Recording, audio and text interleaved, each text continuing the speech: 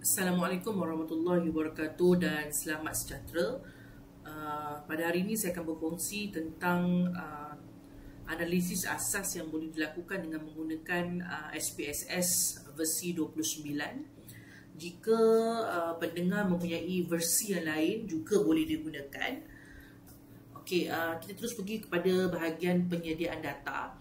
Data yang diperoleh daripada soal selidik yang diedarkan sama ada secara melalui Google Form, kemudian dia atur jana kepada Microsoft Excel, ataupun kita terpaksa key in secara manual dalam Microsoft Excel.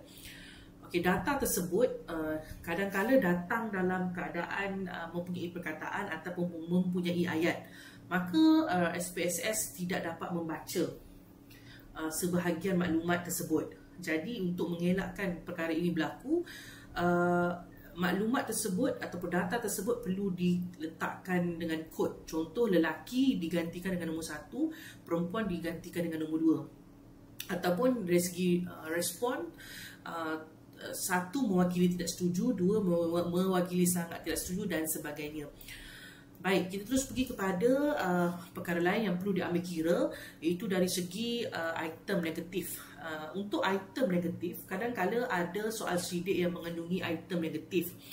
Sebagai contoh, item positif ialah saya tahu senarai pekerjaan. Manakala item negatif pula, saya tidak tahu senarai pekerjaan. Item negatif perlu diganti dengan kod yang baru yang kita panggil sebagai kaedah reverse code. Okey, jika item negatif, respon bagi item negatif tersebut tidak digantikan dengan kod yang baru, maka akan menjejaskan beberapa analisis statistik. Sebagai contoh, jika tidak digantikan dengan kod yang baru, pelajar yang aktif meneroka pelbagai pekerjaan mendapat skor yang rendah. Sepatutnya kalau ikutkan secara logik, pelajar yang aktif sepatutnya mendapat skor yang tinggi. Jadi bila tidak diganti skor tersebut dengan kaedah reverse code, maka nilai kebolehpercayaan skala menjadi lemah. Sebab untuk menentukan nilai kebolehpercayaan, ia melibatkan kesemua item dalam sesebuah pemboleh ubah. Okey, yang seterusnya yang menyebabkan hubungan antara pemboleh ubah menjadi negatif. Walhal kalau ikutkan hakikatnya sepatutnya bersifat positif. Contoh, minat dalam subjek matematik mempunyai hubungan yang negatif dengan tahap pencapaian matematik. Kalau diikutkan secara logiknya, minat dalam subjek matematik ni, bila kita minat, sepatutnya secara logiknya tahap pencapaian matematik tersebut akan meningkat. Jadi ini juga akan menyebabkan rumusan sesuatu kajian itu menjadi salah. Baik, saya pergi ke perkara yang seterusnya, iaitu mengesan missing value. Jika sebelum ini guna Google Form dan memang telah disetkan force fill answer, maksudnya kena jawab soalan tersebut dahulu baru boleh beransur pergi ke soalan seterusnya, maka tiada isu berkaitan dengan missing value. Missing value ialah respon yang tidak diisi kepada sesuatu item ataupun soalan lah. Okey, tetapi bagi soal selidik yang diedarkan secara hard copy, boleh menyebabkan berlakunya timbul isu risiko item tidak dijawab. Jadi ini boleh menyebabkan berlaku ralat ataupun kesilapan dalam analisis data. Baik, jika item tersebut tidak dijawab sedikit sahaja, misalnya katakan ada 12 item dalam sesuatu pemboleh ubah, hanya 1 atau 2 saja yang tidak dijawab, dan berdasarkan kefahaman pendengar, item yang dijawab ini sebenarnya, yang tidak dijawab ini sebenarnya tidak menjejaskan maksud secara operasional pemboleh ubah tersebut, maka item tersebut, tempat kekosongan respon bagi item yang tidak dijawab tadi boleh digantikan dengan min. Sebaliknya, contoh jika item tersebut mempunyai 12, jika pemboleh ubah tersebut mempunyai 12 item, tetapi responden ataupun peserta kajian tidak menjawab sehingga 6 item, itu agak jumlah yang agak banyak, dan saya percaya akan menjejaskan maksud pemboleh ubah itu sendiri. Maka beberapa kaedah lain perlu diambil kira, sama ada soal sidik tidak boleh guna ataupun bagaimana. Okey, untuk menggantikan nilai respon bagi item yang tidak dijawab, boleh menggunakan kaedah penggantian min. Ada ditunjukkan di sini, boleh rujuk cara hendak mengiranya. Okey, kemudian kita pergi kepada bagaimana hendak memuat naik data ke dalam SPSS. Okey, bila kita buka SPSS, paparan ini akan muncul. Paparan yang pertama ni akan muncul. Jadi boleh bangkah kalau tak nak guna, ataupun boleh saja tekan open another file. Sama ada kita buka di sini ataupun buka di bahagian atas ni. Okey, katakan saya nak buka open another file. Saya pergi ke sini, saya pilih access data. Okey,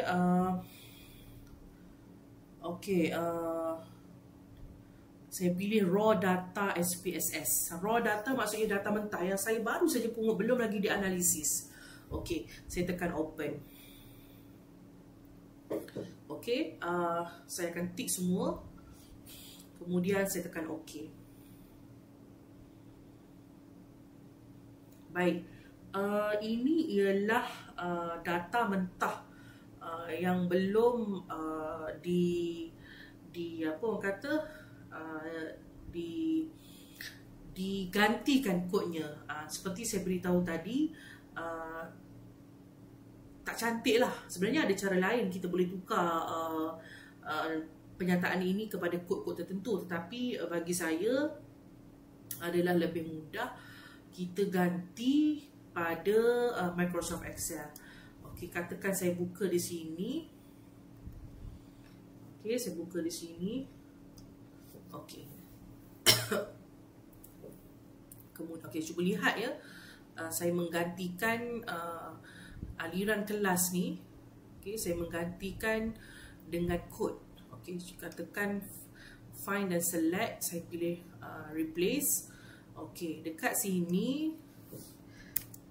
A sastra saya akan gantikan dengan, maksudnya kelas sastra saya akan gantikan dengan nombor 1, replace all. Okey, kemudian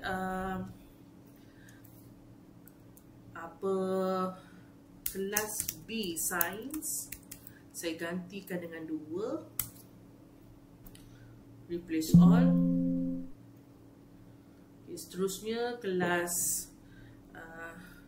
D music saya gantikan dengan 4, replace all. Sorry, sekejap okay. Kemudian C vokasional saya gantikan dengan 3, replace all. Okey, jika dilihat di sini semuanya telah diganti. Okey, begitu juga dengan yang lain. Yang data-data yang lain perlu juga diganti menggunakan kaedah seperti tadi. Okey, saya tak akan pergi satu-satu sebab ia akan mengambil masa yang lama. Okey, saya akan terus pergi kepada data yang telah saya gantikan. Okey, saya pangkah dahulu yang ni. Saya buka.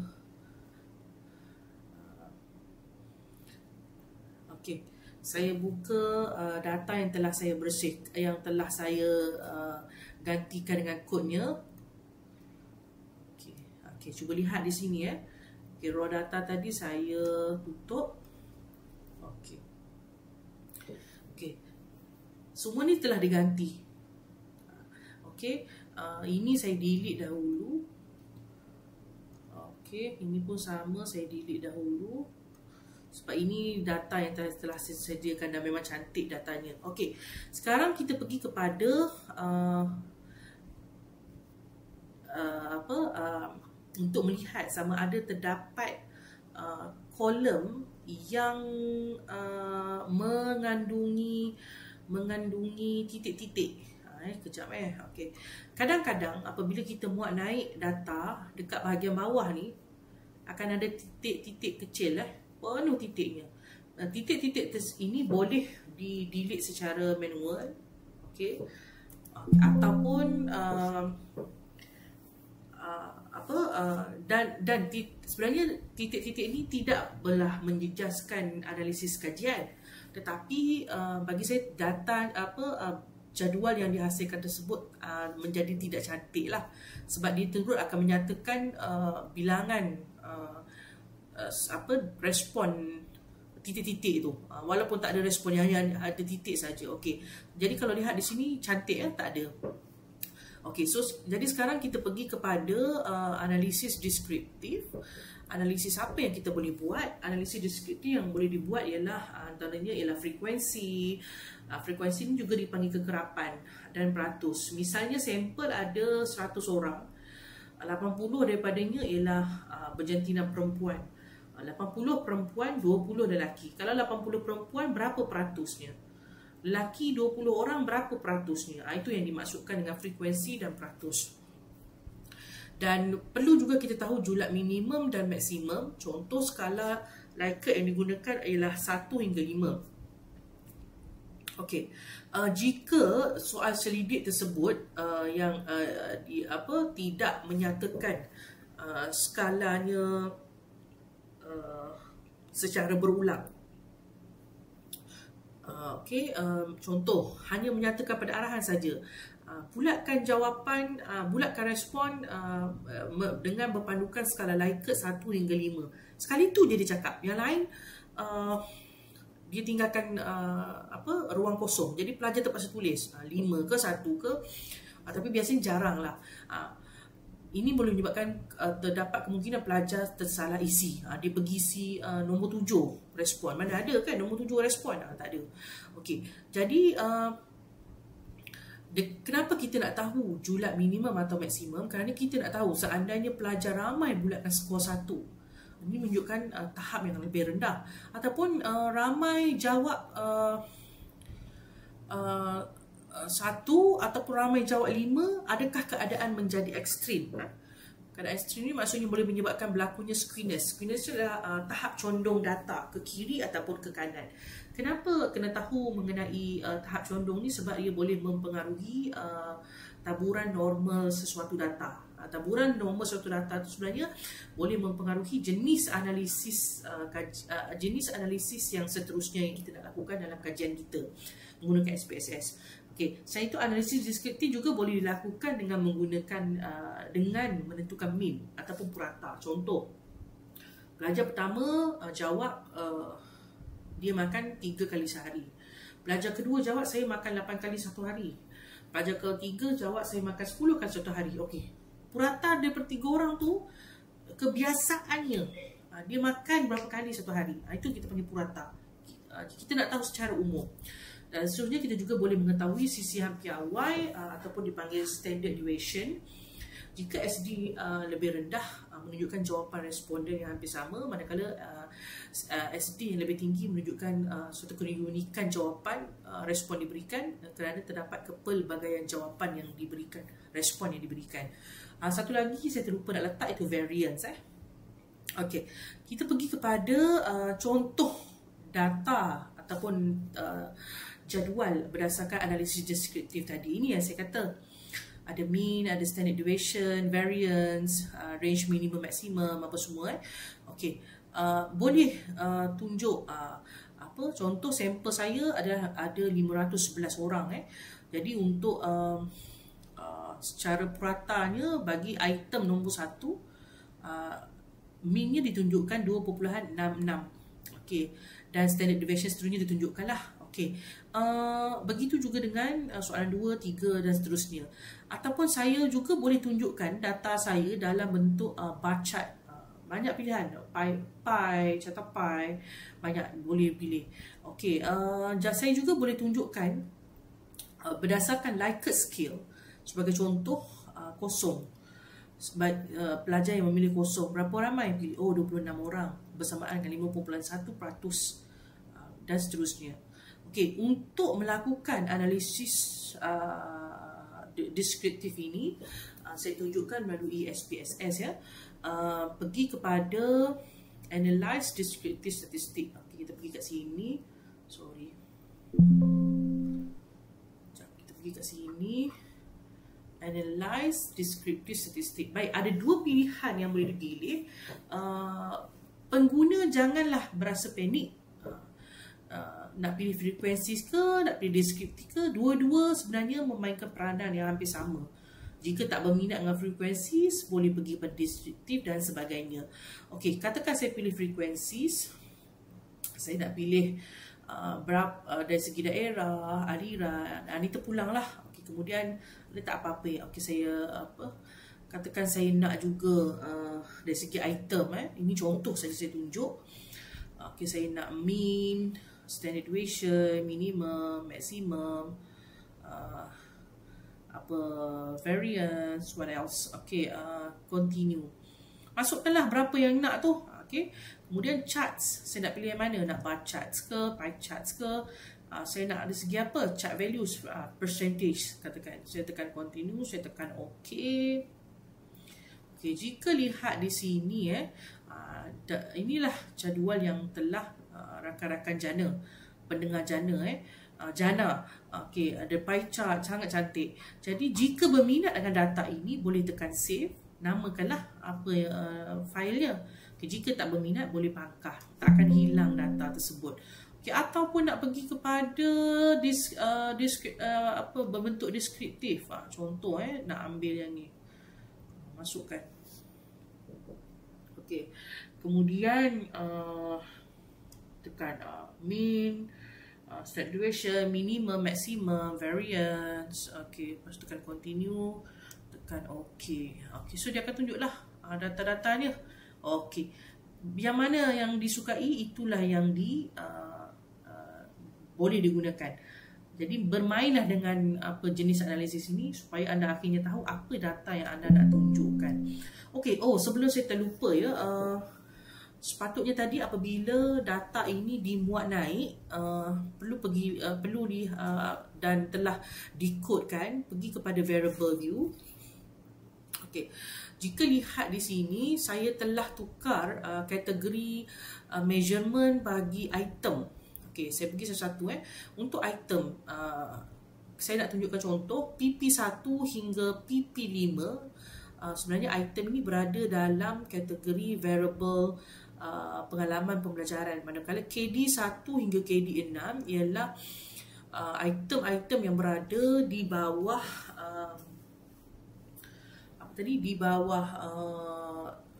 variable kompetensi digital. Okey, asalnya kalau ikutkan sebenar, semua data ni adalah bersifat diletakkan secara automatik, diletakkan nominal. Sebenarnya untuk item yang berbentuk respons, contoh 1, 2, 3, 4, 5 tu kita kena ubah kepada ordinal. Okey, scale pula adalah untuk variable.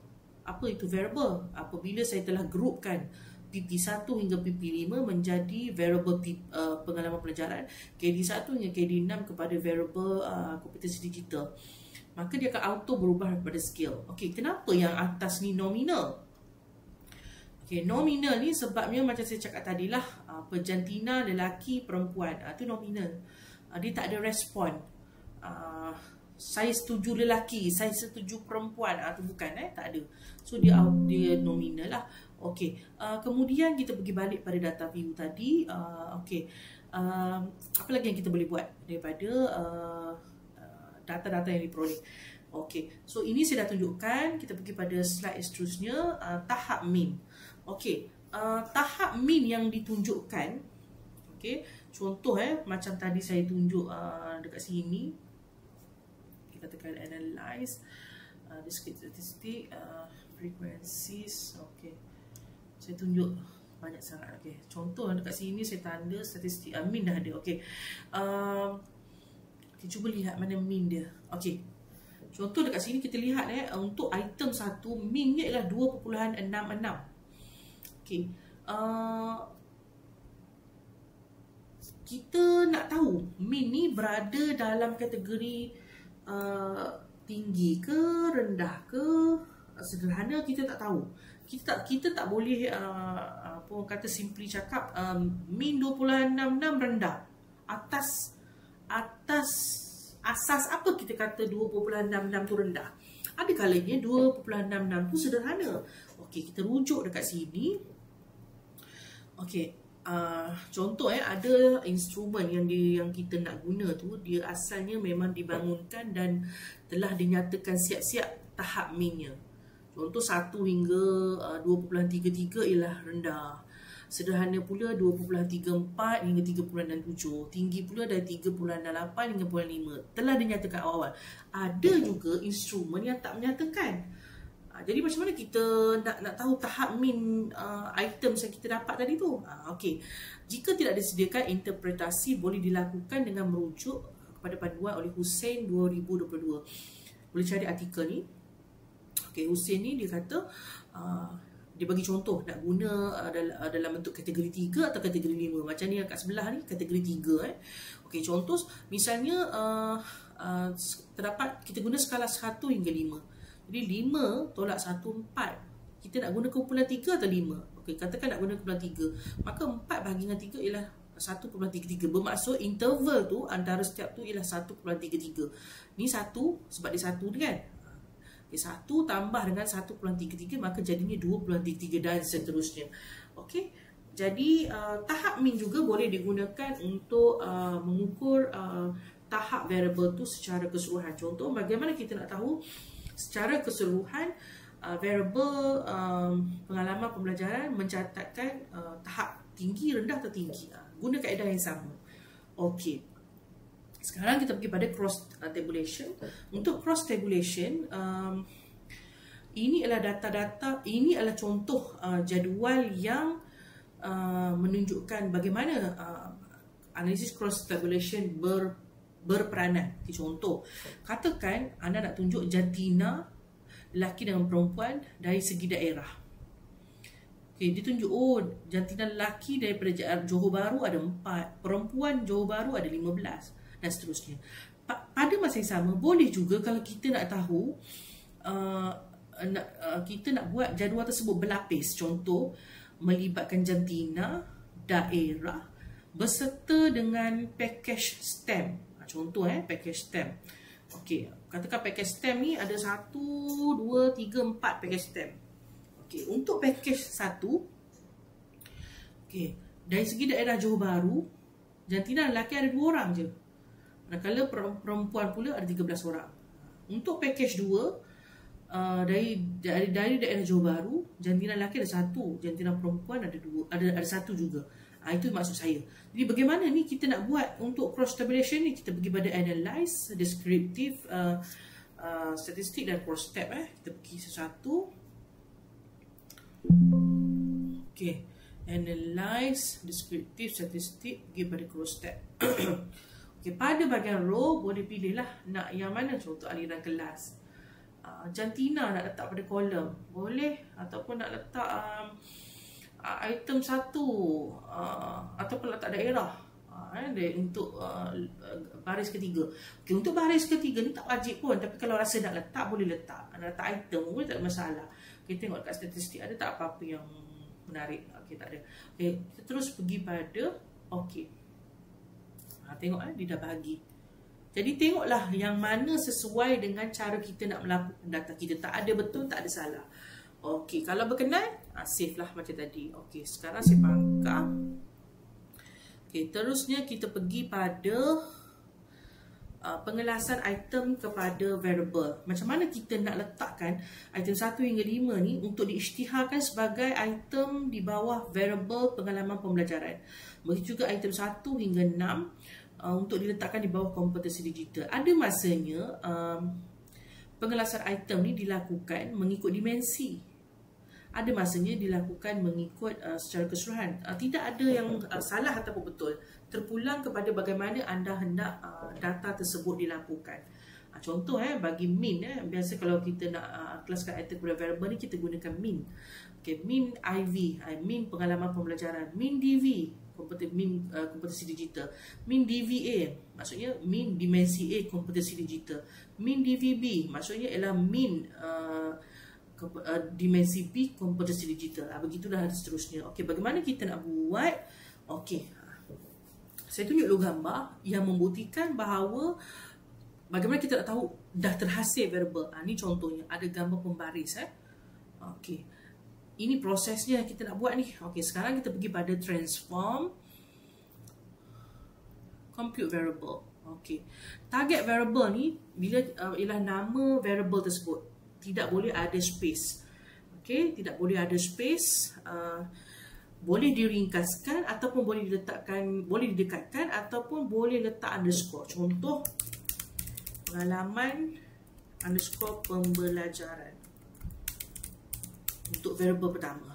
Ataupun nak letak pengalaman pembelajaran.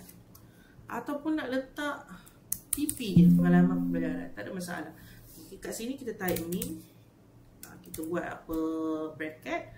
Kemudian kita masukkanlah item yang berada di bawah pengalaman pembelajaran ada 5. Yang ni kenapa dia keluar PP1? Sebab tadi saya dah namakan dekat variable view. Saya terlupa nak beritahu. Okey, nanti saya terangkan sampai sini. Okey, kemudian masukkan 2. Letak koma. Okey, masukkan yang kedua. Kat sini koma 3. Lepas tu letak yang keempat.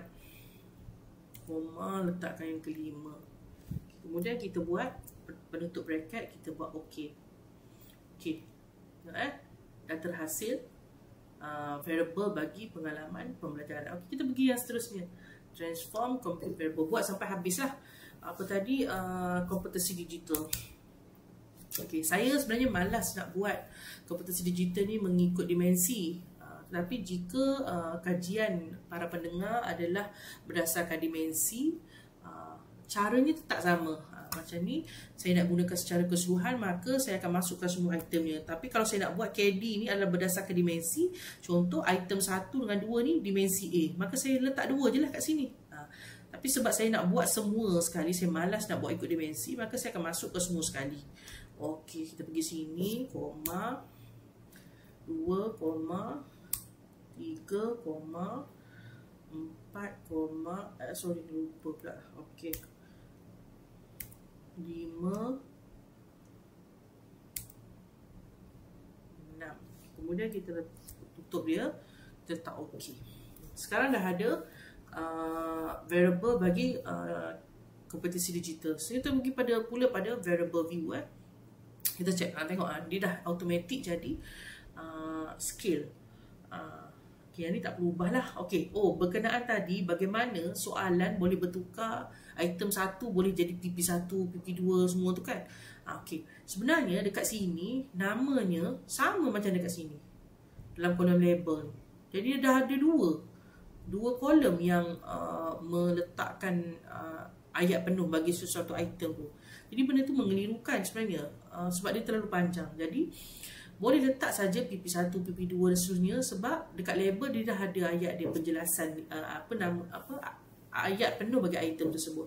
Okey, sekarang kita pergi pada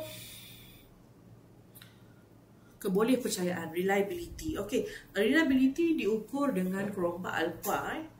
Dia melibatkan semua item dalam dimensi ataupun keseluruhan item. Macam saya cakap tadi, ada pengukuran, ada kajian yang nak ukur berdasarkan dimensi. Maka item yang berada di bawah dimensi tersebut dimasukkan semua dalam dimensi tersebut dan diukur kerombak alfanya.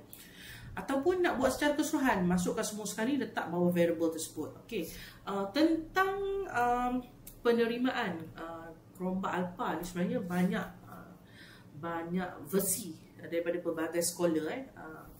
Jadi pilihlah yang mana yang pendengar rasa sesuai. Contohnya saya nak ambil Nunnally 1978, dia kata 0.70 ataupun lebih tinggi, maka barulah instrumen tersebut diterima. Okey, jadi kita pergi pada analyze scale reliability. Analyze scale reliability analysis. Okey, sebab reliability ni bukan melibatkan skala, dia melibatkan item, maka kita ambil item. Okey, ini untuk yang pertama tadi, apa tadi, pengalaman pelajaran. Okey, dekat statistik ada tak apa-apa menarik? Tak perlu. Okey, kita pergi dekat alpha, tekan okey. Okey, nampak ini dia punya dapatan 7 sifar puluhan 7, sifar 9 diterima lah. Dan buat yang seterusnya untuk KD pula, komputasi digital. Saya hanya tunjukkan contoh saja. Okey, sekarang kita bangkang. Okay, kita pergi pula kepada, saya terlupa, sepatutnya kita tekan scale if item deleted apa semua. Okey, sekali lagi kita buat. Okey, kena alih letak tepi tu. Okey, kita pergi balik tadi, analyze scale reliability analysis, tekan statistik, kita tekan scale if item deleted, item correlation. Okey, tekan continue. Lepas tu alpha ni dah betul, kita tekan okey. Okey, ni dah dapatlah jawapannya. Okey, ni lebih detail lah daripada tadi. Okey, saya bangkah, tak mahu. Okey, so sekarang kita pergi pada mana tadi? Kepercayaan. Okey, singkat. Ujian perbandingan. Ujian perbandingan ni saya tak akan tunjuk secara detail, tetapi ujian perbandingan ni sebenarnya boleh menentukan.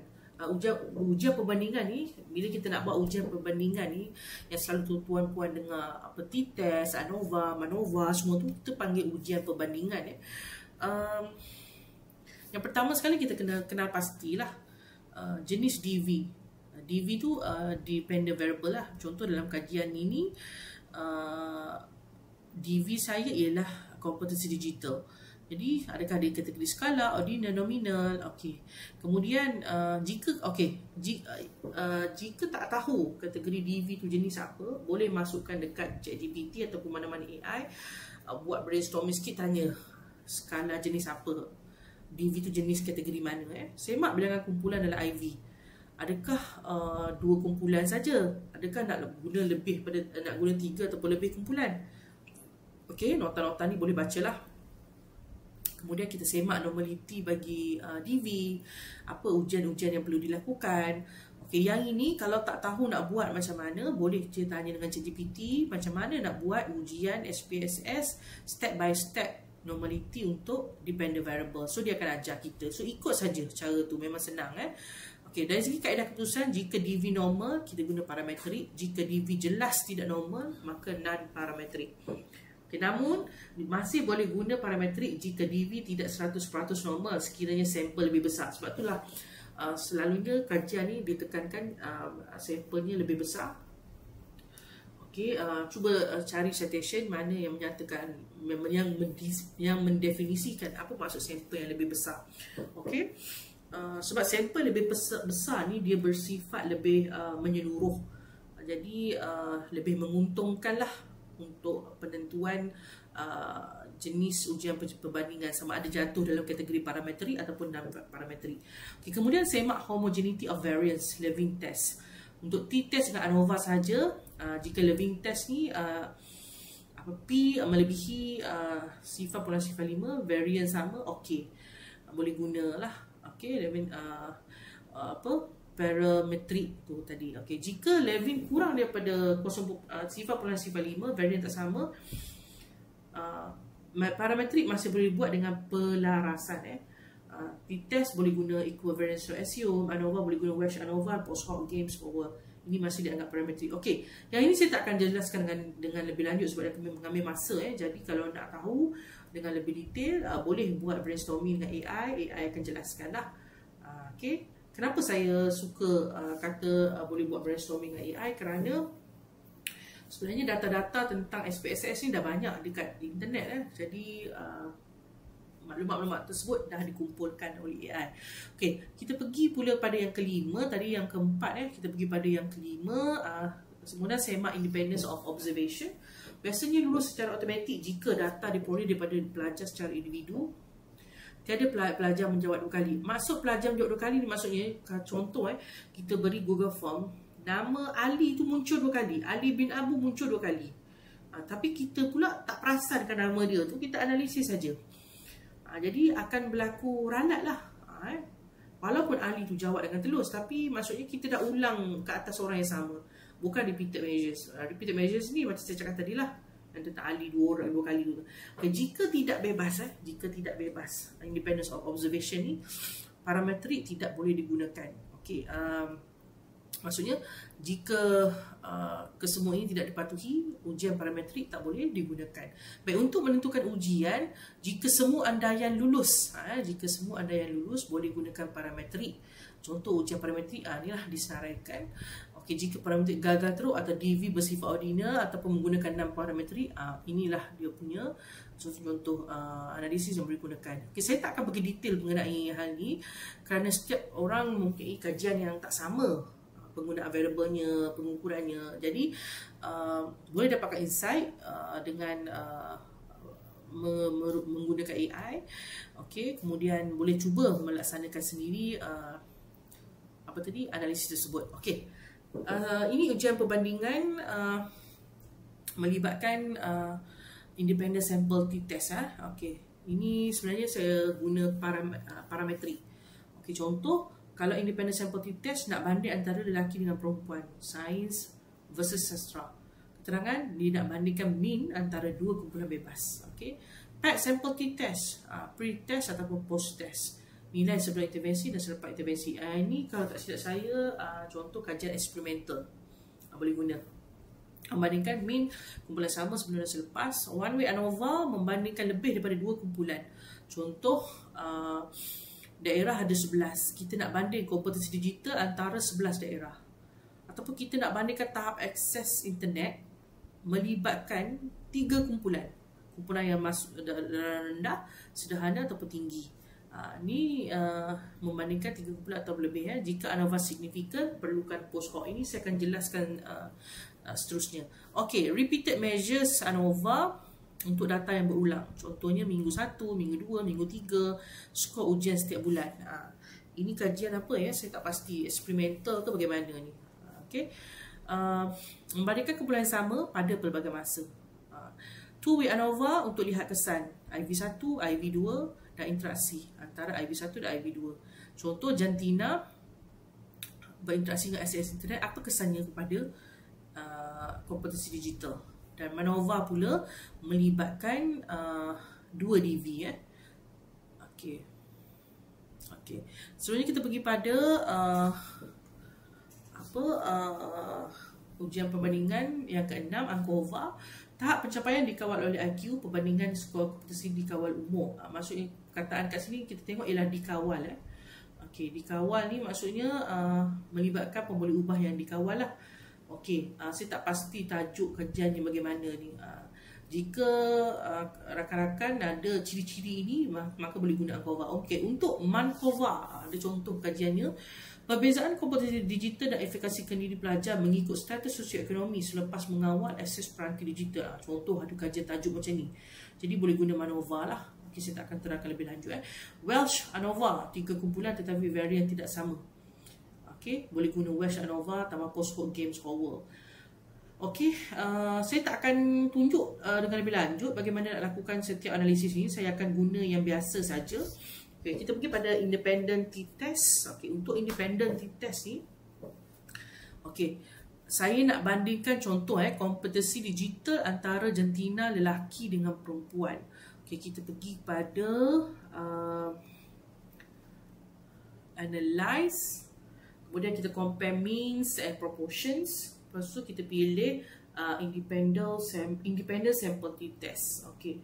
Kemudian kita pilih variable. Tadi ada variable kan. Okey. Tak kisahlah nak pilih pengalaman pembelajaran ke digital ke, saya beri contoh kompetensi digital lah. Okey, kita letakkan dekat kotak test variable ni. Okey. Okey.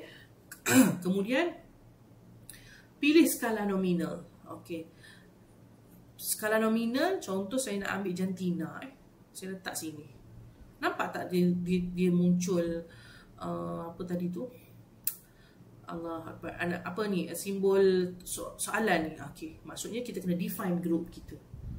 Okay, define group, dah ada 1 2. Okey, kita continue saja. Dia pun keluar kat sini. Barulah kita pergi kepada okey. Okey. Ini dia. Nampak tak dibandingkan? Ni yang atas ni. Min bagi jantina lelaki untuk kompetensi digital nilainya 2.89. Manakala min bagi perempuan untuk kompetensi digital nilainya adalah 2.9. Jadi kat sini min yang lebih tinggi ialah min perempuan lah. Okey. Oh ya, satu lagi saya lupa nak cakap. Kalau tak tahu nak baca masuk jadual ni, sebab terlalu banyak nombor, boleh muat naik di ChatGPT contohnya, kemudian dapatkan terjemahan. Jadi dapatan tersebut kita boleh masukkan dalam tesis ataupun pelaporan dan dimurnikan lah. Okey, sekarang kita pergi pada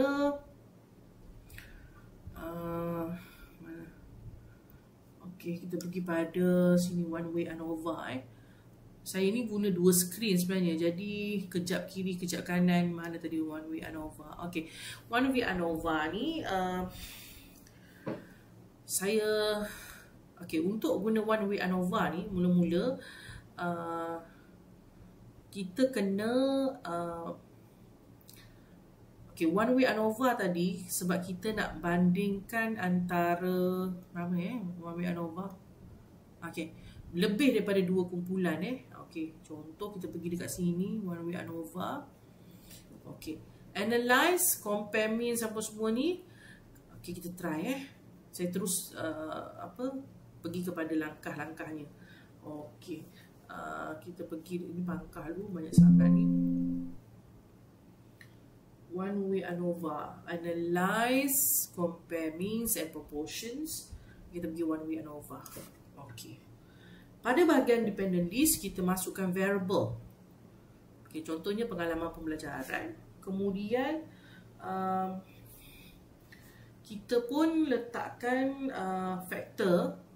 Faktor ni saya nak guna aliran kelas. Saya letak kat faktor. Kenapa saya gunakan aliran kelas? Sebab ANOVA ni dia mesti lebih daripada 2. 3 ataupun lebih Jadi aliran ni ada banyak. Dalam data saya ni ada 4 aliran. Kalau jantina tu 2 saja, so tak sesuai lah. Okey, kemudian kita pergi pada post hoc ni, dekat sini button ni. Kita tekan tick to key. Kemudian kita tekan games whole world. Seterusnya kita tekan continue. Okay, kita pergi pula pada options. Tick descriptive, tick homogeneity of variant test. Okay, homogeneity of variant test ni sebenarnya nama lain dia ialah Levin test. Okay, so sekarang kita tekan continue. Kita pun tekan okay. Okay, dekat sini saya nak pergi. Okay, dekat post hoc test ni, kita tak perlu laporkan dua-dua data to key ataupun games forward. Okay, jadi kalau nak tahu data mana yang perlu dilaporkan dalam tesis masing-masing, okay, saya ajar kalau tengok ni banyak ni jadual ni, letih ni, nak upload satu-satu ni. Okay, boleh buat tengok saya right click, saya export. Okay, dekat sini namakanlah apa, one way ANOVA. Untuk one way ANOVA. Kemudian saya tekan save. Jadi dah dalam bentuk PDF Okey. Kemudian saya tekan okey.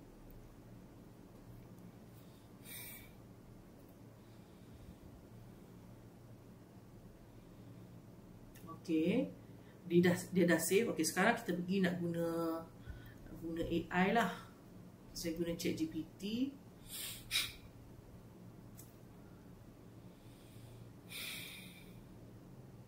Okay, saya upload dekat sini.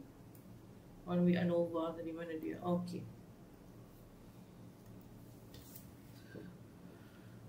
Saya suruh dia interpret these findings, these findings. Then which post hoc results should be reported for One Way ANOVA. Okay.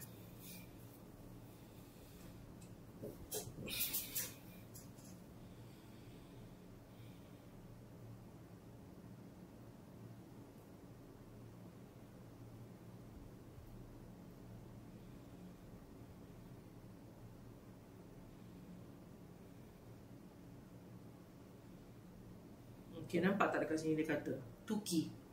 Makanya dekat sini ambil yang Tuki saja. So game solver ni boleh buang lah.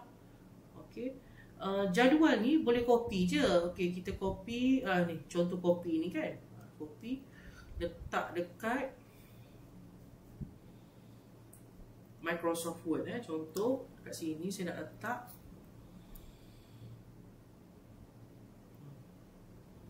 Ni boleh edit ni, boleh delete ni. Okay. So buanglah game solver ni sebab dah tak diperlukan. Okay. Saya tak save lah Okay. Tengok balik, kita tengok balik AI cakap apa.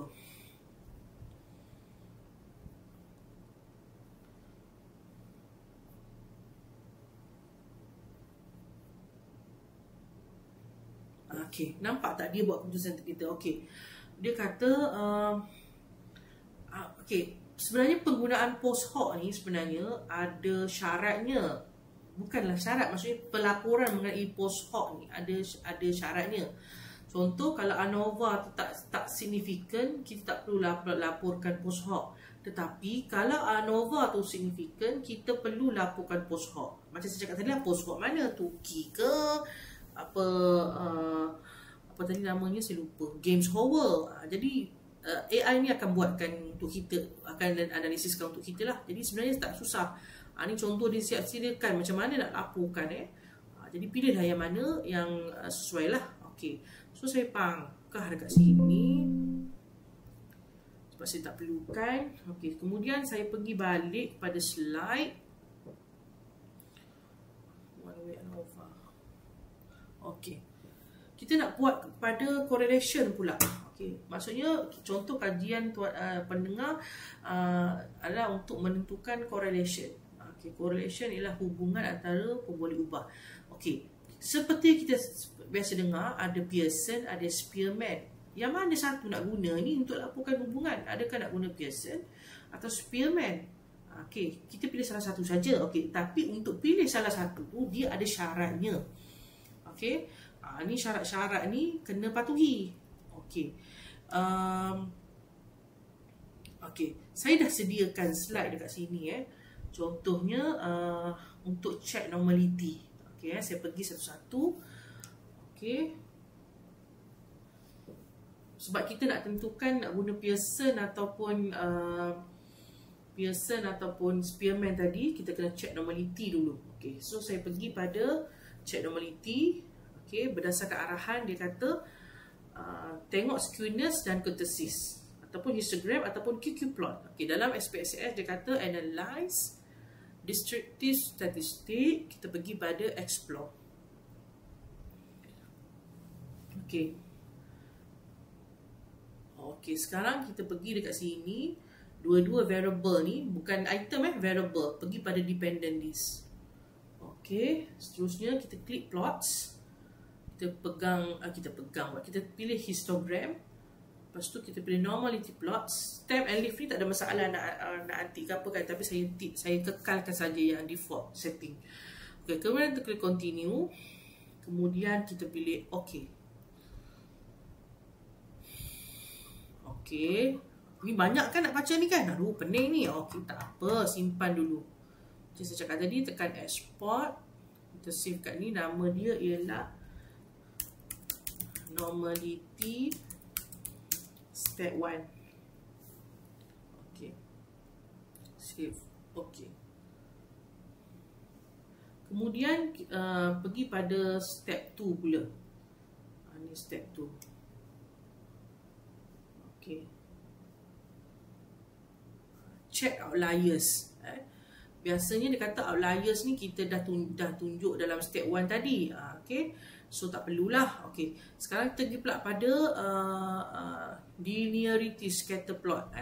Okay, saya pindahkan ke skrin kedua. Okay, pergi dekat sini, pangkah dulu yang ni. Okay, pergi dekat graph, pergi dekat scatter dot. Okay, simple scatter, define. Untuk y-axis kita pilih dependent variable. Y-axis saya ialah KD. Ni kena tahu peranan pembuli ubah masing-masing dan kajian sendiri. Kita letakkan y-axis. Untuk x-axis ialah independent variable saya, iaitu PT, pengalaman pembelajaran.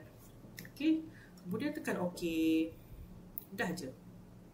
Ni pun satu hal juga nak baca ni. Okay, tak apa. Okay, kita pun tekan sekali lagi export. Letak dekat desktop kita. Namanya ialah step 3. Tekan OK.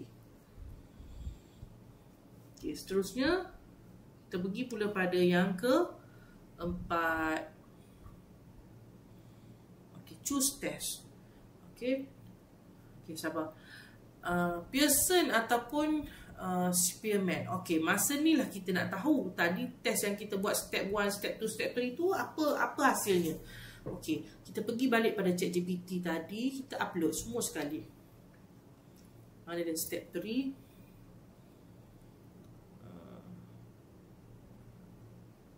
Step 1. Step 2 tadi dah ada sekali dalam step 1 Jadi kita upload kat sini je.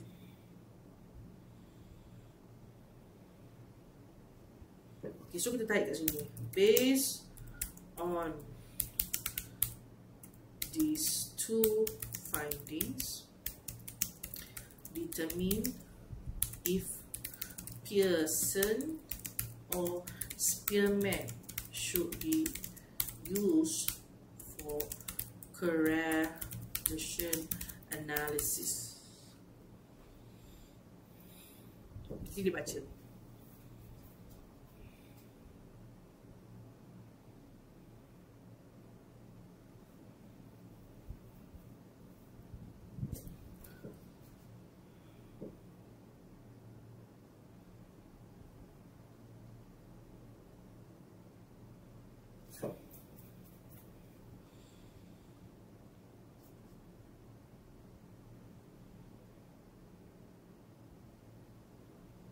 Okay, nampak tak?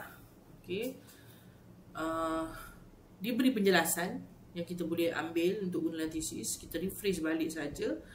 Okay, tapi yang kita tak tahu kat sini ni, dia kata suruh guna Pearson correlation. Okay, kalau nak study lebih lanjut kenapa Pearson, kenapa Spearman tu, boleh carilah, buat pencarian ataupun baca notes lain berkaitan. Jika masih tak berpuas hati, boleh carilah. Okay, sekarang saya nak gunakan Pearson. Saya tengok balik slide saya. Okay, run the correlation. Okay, contoh inilah hubungan yang saya nak test berdasarkan objektif kajian saya. Tapi saya takkan test satu-satu lah sebab banyak kan. Ini berdasarkan dimensi. Tapi saya malas, saya nak buat mudah je. Saya akan test berdasarkan IVDV saja, tak pergi pada dimensi. Tengok kita pergi pada analyze, correlate, bivariate. Analyze kali Pearson. Kalau pendengar dapat analisis kata kena Spearman, guna Spearman lah, saya dapat Pearson. Okey, saya pergi analyze, correlate, bivariate. Okey, Ini saya nak angkah dulu. Tak mau. Analyze, correlate, bivariate. Lepas tu saya masukkan PP, saya masukkan KD. Okey. Lepas tu ada apa-apa lagi tak saya perlu tik? Tak. Okey, Pearson two-tail. Okey. Pearson two-tail. Okey. Okay, bila nak guna one tail? Okey, dengar one tail hanya boleh digunakan jika hipotesis yang kita rancang tersebut bersifat directional ataupun terarah berdasarkan kajian-kajian lepas. Contoh didapati memang kajian-kajian lepas secara konsisten menunjukkan bahawa pengalaman pembelajaran boleh mempunyai hubungan positif ataupun negatif dengan kompetisi digital. Memang dah 2-3 kajian lepas. Jadi kita boleh jadikan asas, maka untuk kita gunakan one tail. Maksudnya kita dah ada satu tahap keyakinan dekat situ.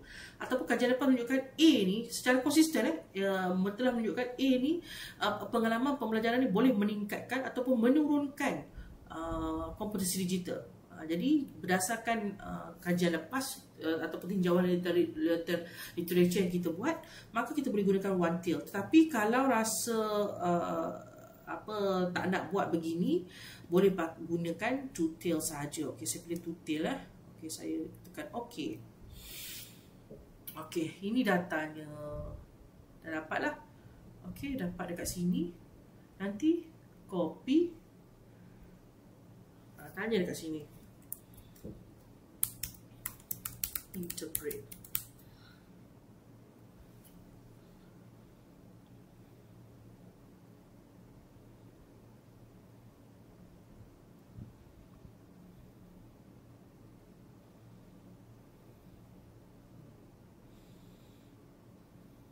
So dia kata dekat sini terdapat hubungan positif yang kuat antara pengalaman pembelajaran dengan kompetisi digital berdasarkan pada 511 orang pelajar ni lah. Strong correlation dia dekat sini ni. Okay. Kemudian dia dah sediakan lah sekali macam mana kita nak tulis apa semua. Nanti refresh balik sajalah. Okay. Dekat sini saya perlu tak? Kalau nak save boleh save lah. Saya tak nak save lah. Okay, no.